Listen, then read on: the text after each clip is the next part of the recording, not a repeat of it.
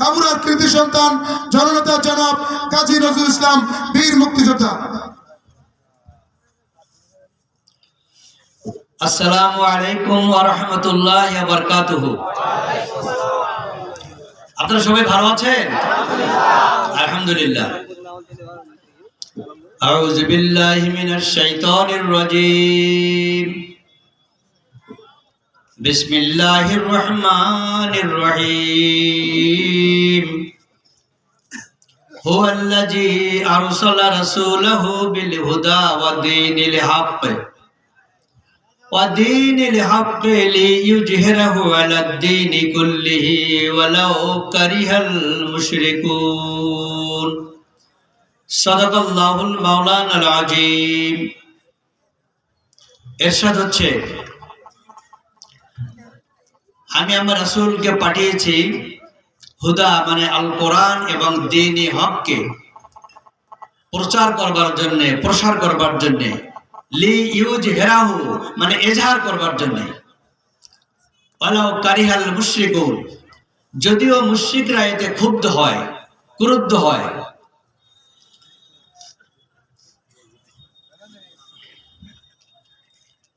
আমার অত্যন্ত প্রাণপ্রিয় শিক্ষা প্রতিষ্ঠান গাবুরা জেল হাই স্কুল ময়দানে অনুষ্ঠিত 52তম ঐতিহাসিক সিরাতুন নবী সাল্লাল্লাহু আলাইহি ওয়াসাল্লাম এবং তাফসীরুল কোরআন মাহফিলের সম্মানিত সভাপতি, সম্মানিত প্রধান বক্তা সহ অন্যান্য বক্তাবৃন্দ,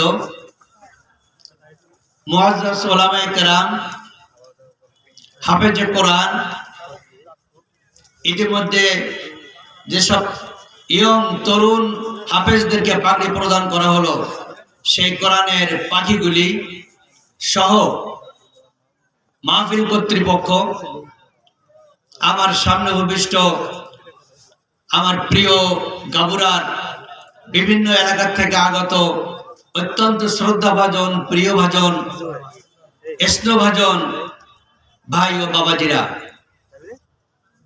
আইন শৃঙ্খলায় নিয়োজিত ব্যক্তিগণ সহ যতদূর মাইকের সাউন্ড যাচ্ছে পর্দার আড়ালে আমার সম্মানিতা মা ও বোনেরা, যে স্কুলের ময়দানে আমরা এই কথা বলছি, এই স্কুল কর্তৃপক্ষ এবং সম্মানিত শিক্ষক মণ্ডলী, সকলকে আমার আবারও সালাম। আসসালামু আলাইকুম ওয়া রাহমাতুল্লাহি ওয়া বারাকাতুহু। রাত তো 10টা বেজে গেছে, আমার 9টায় আসার কথা ছিল। আমি দুঃখিত যে আমি আজকে এই 3টা প্রোগ্রাম করছি আজকে। এই জন্য পাতাখালে একটা বিশাল ওয়াজ মাহফিল ছিল, সেখান থেকে আমরা চলে আসতে একটু দেরি হলো। এই জন্য কর্তৃপক্ষের কাছে, আপনাদের কাছে আমি ক্ষমা সুন্দর দৃষ্টিতে দেখার জন্য সদীর্বন্ধ অনুরোধ করছি। আমি অল্প সময় আপনাদের কাছে, আমি যেহেতু তাফসীরুল কোরআন মাহফিল, এই তাফসীরুল কোরআন মাহফিলে কোরআনের ছোট্ট একটি আয়াত আমি তেলাওয়াত করেছি। এই আয়াতের সংক্ষিপ্ত ব্যাখ্যা এবং আনুষঙ্গিক কিছু কথা আসতে পারে, এই কথাগুলো বলে আমার বক্তব্য শেষ করবো ইনশাআল্লাহ। কি আপনারা ধরে ধরে শুনবেন তো নাকি? শুকরিয়া, আলহামদুলিল্লাহ। আল কোরআনের মাহফিল, তাফসীরুল কোরআন মাহফিল বিশাল ব্যাপার। আমরা অধম, আল কোরআনের এই নির্যাসের ভিতরে ঢোকার ক্ষমতা আমাদের নাই। আর বিশেষ করে আমাকে জানেন, আমি একজন উম্মি মানুষ, মাদ্রাসায় কোনোদিন লেখাপড়া করি নাই, কোরআন হাদিসের শিক্ষা কারো আলেমের কাছ থেকে নেওয়ার সুযোগ হয়নি। ইসলামী আন্দোলন করার খাতিরে যতটুকু ব্যক্তিগত পড়াশোনা এবং মুরব্বীদের কাছ থেকে শুনেছি, শিখেছি, সে আলোকে আমি কিছু কথা কোরআন হাদিসের দর্শন, বিষয়বস্তু এবং এর হাকিকাত, মাজাজা সম্পর্কে আমি কিছু কথা আপনাদের কাছে পেশ করতে চাই। প্রথম কথা হলো, আমি যে আয়াতটা তেলাওয়াত করেছি, হুয়াল্লাযী আরসালা রাসূলাহু বিল হুদা, আল্লাহ পাক কোরআনে ইরশাদ করেছেন, তিনি রাসূলগণকে পাঠিয়েছেন বিল হুদা, হুদা মানে এই কোরআন, হেদায়েত গ্রন্থ কোরআন হুদা, ওয়া দীনিল হক এবং কোরআনের মধ্যে যে দ্বীনি হক যে কথাগুলো আছে সেই কথাগুলি লি ইউজহিরাহু আলা দ্বীন, হে নবী তুমি এগুলিকে এজাহার করো, প্রকাশ করো, প্রচার করো মানুষের কাছে, এগুলোকে তুমি বুঝাও, এমনকি কার্যকরী করো। এই কথা বলার পরে আল্লাহ পাক এই আয়াতের শেষ অংশে বললেন ওয়ালাউ কারিহাল মুশরিকুন, যদিও মুশরিকরা ক্ষুব্ধ হবে। শুধু ক্ষুব্ধ না, এর অন্তর্নিহিত ভাব হলো ক্ষুব্ধ হতে পারে, চড়াও হতে পারে, আক্রমণ করতে পারে, খুন করতে পারে, হত্যা করতে পারে, লড়াইও করতে পারে। ওয়ালাউ কারিহাল মুশরিকুন। আমি যখন এই আয়াতটি পড়লাম তখন চিন্তা করলাম, আল্লাহ পাক বললেন যে আমার কোরআনের এই হেদায়েতের বাণী তুমি মানুষের কাছে প্রচার করো, প্রকাশ করো, এজাহার করো, এটা ভালো কথা। কিন্তু কেন শেষে ওইটুকু জড়িয়ে দিলেন? যদিও কাফেররা ক্ষুব্ধ হবে, মুশরিকরা ক্ষুব্ধ হবে, এটা জড়িয়ে দিলেন কেন? এই প্রশ্নটা আমার মনে আসলো। আমি একটু গবেষণা করার চেষ্টা করলাম, তাফসীর ঘাটবার চেষ্টা করলাম, বুঝলাম এই ছোট্ট এই আয়াতের শেষে এই শব্দ অংশ দুইটা যোগ করার একটা বিশাল মর্তবা আছে। এর অন্তর্নিহিত গভীর মানে কারিশমা আছে, যেটা আমাদের সাধারণ মানুষের বোধগম্য নয়। আমি সেইটুকু কথা একটু বলবার চেষ্টা করব। আল্লাহ রাসূল সাল্লাল্লাহু আলাইহি ওয়াসাল্লাম যখন কোরআনের বাণী সর্বপ্রথম পেশ করলেন,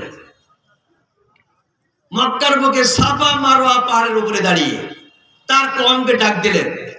তার কওম মানে তার জাতি, তার জ্ঞাতি গোষ্ঠী।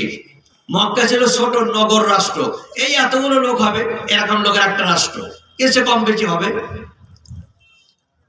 ওই লোকদেরকে তিনি ডাক দিলেন, তোমরা এসো, কিছু কথা বলতে চাই। সবাই চলে আসলো। মুহাম্মদ দেখেছে, আবু জেহেল, আবু লাহাবরা চলে আসলো, আপন চাচাজি, আত্মীয় স্বজন সবাই চলে আসলো। কে মুহাম্মদ, কি বলতে চাও? রাসূল সাল্লাল্লাহু আলাইহি ওয়াসাল্লাম বললেন, তোমরা কি আমাকে বিশ্বাস করবে? আমি যদি বলি এই পাহাড়ের পিছনে একদল সৈন্য অপেক্ষা করছে, তোমাদেরকে এখনই আক্রমণ করবে, তোমরা কি বিশ্বাস করবে? সবাই সমস্যায় বললো, হ্যাঁ আমরা বিশ্বাস করবো। কেন? তুমি তো আলামিন, তুমি তো সাদেক, আমরাই তোমাকে আলামিন উপাধি দিয়েছি, তুমি সত্যবাদী, তুমি যদি বলো আমরা বিশ্বাস করতে পারি।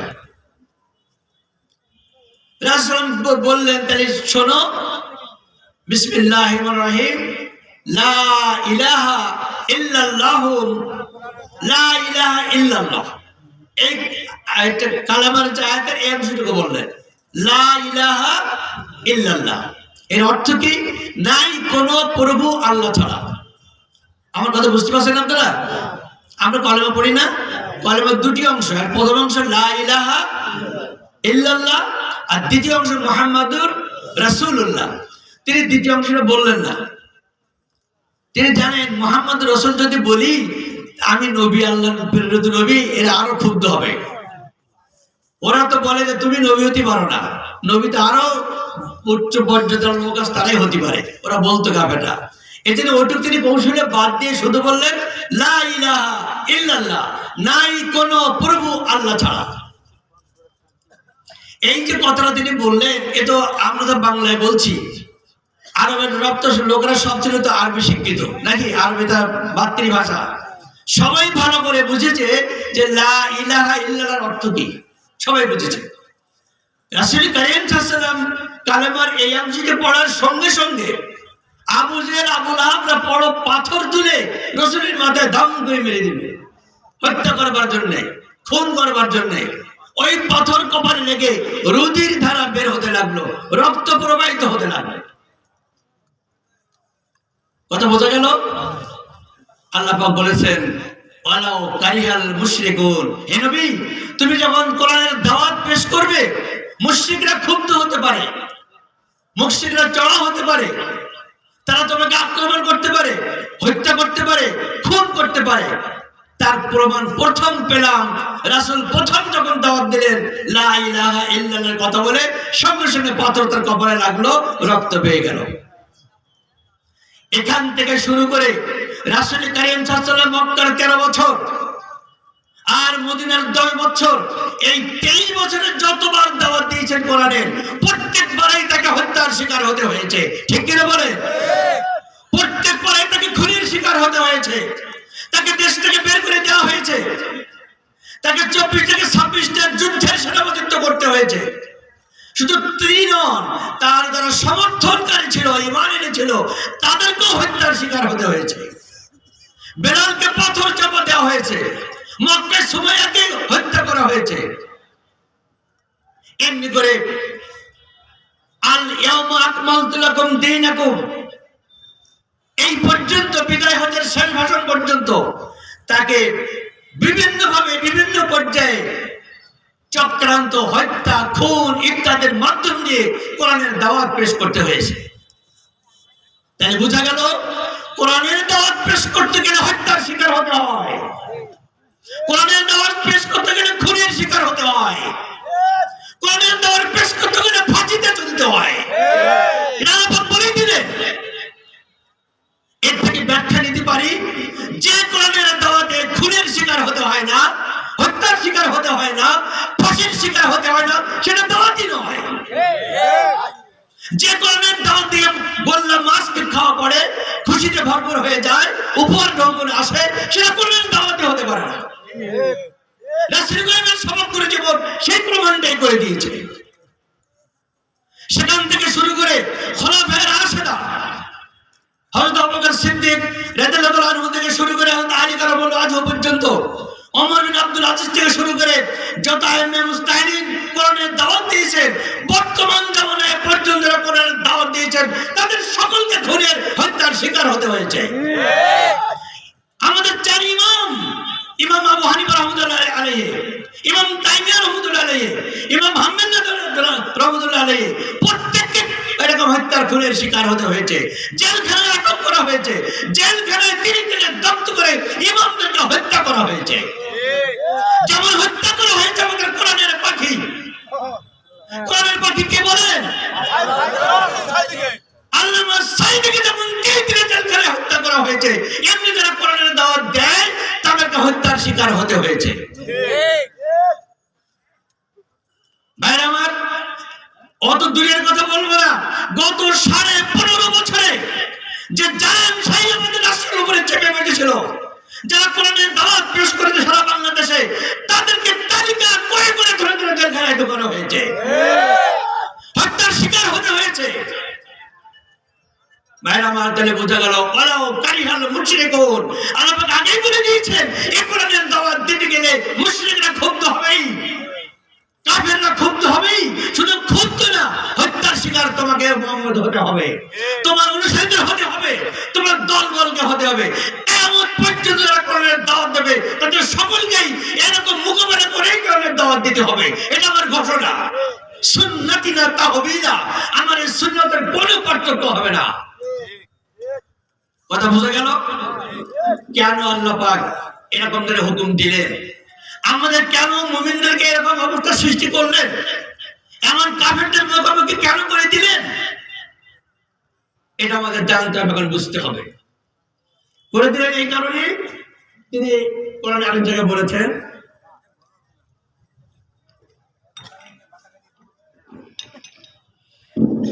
আমি সংক্ষেপে বলছি তো, বিসমিল্লাহির রহিম, আম হাসিবতুম আন তাদখুলুল জান্নাহ। আল্লাহ পাক বলছেন, আম হাসিবতুম আন তাদখুলুল জান্নাহ, তোমরা কি এমনি জান্নাতে চলে যাবে, এমনি ভিড়তে চলে যাবে? আহসিবান নাসু আন ইউতরাকু আন ইয়াকুলু আমান্না ওয়াহুম লা ইফতানুন, যারা তোমরা ঈমান এনেছো, আমাকে তোমাদের দেখে নিতে হবে দুনিয়ার বুকে। যারা কোরআনের দাওয়াত পেশ করতে যে বুক দিয়ে সামনে এগিয়ে যায়, শাহাদাতের দরজা নিয়ে এগিয়ে যায়, অথবা বিজয় নিয়ে এগিয়ে যায়, এটা আমাদের দেখে নিতে হবে। কিংবা কারা জিহাদের ময়দানে, আন্দোলনের ময়দানে পিছন দিয়ে মুনাফিকের মতো পিছনে চলে যায়, এটা আমাকে দেখতে হবে। এটা দেখে শুনে কিয়ামতের বিচার হবে। অত সহজ নয়। শুধু ঈমান আনলেই হবে না, ঈমানের পরে ইসলামী আন্দোলন করতে হবে, ইসলামী আন্দোলনের ময়দানে নামতে হবে। কাফেরদের মোকাবেলায় তোমাদেরকে শহীদের জজবা নিয়ে, বিজয়ের জজবা নিয়ে সামনে এগোতে হবে। এটা আমাদের স্পষ্ট ঘোষণা। কোথায় ঘোষণা দিয়েছেন আল্লাহ পাক আরেক জায়গায় দিয়েছেন, ইয়া আইয়ুহাল্লাযীনা আমানু, যারা তোমরা ঈমান এনেছো শোনো, ইউকাতিলুনা ফি সাবিলিল্লাহ, তোমরা যারা ঈমান এনেছো, আমরা ঈমান এনেছি না? কি বলেন? আমরা সবাই ঈমান এনেছি। যারা তোমরা ঈমান এনেছো শোনো, ইউকাতিলুনা ফি সাবিলিল্লাহ, আল্লাহর রাস্তায় তোমরা সংগ্রাম করো, সাধনা করো। কাতিলুনা কেতাল, এটা গুরুত্বপূর্ণ শব্দ কোরআনের। আমি এর ব্যাখ্যাটা প্রথমে বলি, কেতাল মানে প্রথমে সাধনা করা, আরেকটা ব্যাখ্যা বলি সংগ্রাম করা, আরেকটা ব্যাখ্যা বলি লড়াই করা, আরেকটা ব্যাখ্যা বলি প্রয়োজনে যুদ্ধ করা। কেতাল শব্দের অর্থ এই শব্দ আল্লাহ পাক এখানে নিয়োগ করেছেন। তোমরা যারা ঈমান এনেছো, ইউকাতিলুনা ফি সাবিলিল্লাহ, আল্লাহর উপরে তোমরা সাধনা করো, সংগ্রাম করো, লড়াই করো, যুদ্ধ করো। কার ঘোষণা? এটা হুকুম নাকি না নফল? কোন কাজ? হুকুম। আকিমুস সালাহ, নামাজ কায়েম করো যেমন হুকুম, আর আকিমুদ্দিন, দিন কায়েম করো তেমনি হুকুম, একই হুকুম। আল্লাহর পথে জিহাদ করো, লড়াই করো, তেমনি হুকুম। আমরা একটি হুকুমকে মানবো, গুরুত্ব বেশি দেব, আরেকটিকে মানবো না, গুরুত্ব কম দেব। আল্লাহ বলে দিয়েছেন, আফালা তুমিনুনা বিবাদিল কিতাবে ওয়া তাকফুরুনা বিবাদ। আমার কোরআনের একটি হুকুমকে মানবে, আরেকটিকে কম মানবে বা মোটেই মানবে না, আমার কাছে কোনোটাই গ্রহণযোগ্য হবে না, সবগুলো মানতে হবে। উদখুলু ফিস-সিলমি কাফা, আমার কোরআনে পুরোপুরি দাখিল হতে হবে, আংশিক দাখিল হলে চলবে না। বোঝা গেল কিনা?